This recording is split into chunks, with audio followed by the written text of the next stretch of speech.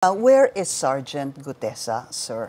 Okay, right after, nung nagginagawa yung affidavit niya, ang isa doon sa mga pinalagay namin, no, pinalagay ko sa kanya is, humingi ka na ng witness protection program. So, nandun. Nung minention niya sa Senate, sabi niya, humingi ako ng witness protection program, mapailalim dito sa programang to. Nung hapon, nanonood ako sa kanya, ang sinabi na niya, wag na po. Ayaw na niya. Ayaw ko na. Tapos sabi, ayaw mo ba kahit Senate custody? Wag na po, ayaw ko na makadistorbo.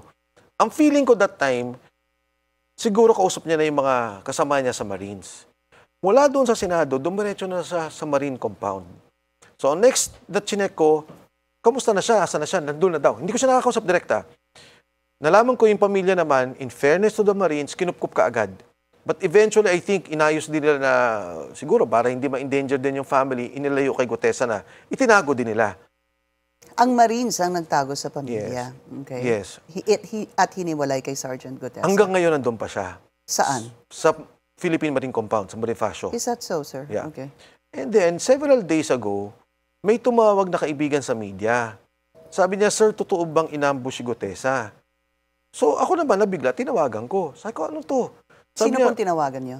Si Gutesa? Yung media. Sabi ko, saan ang galing to? Then he mentioned a governor's name. Galing kay governor ganito po.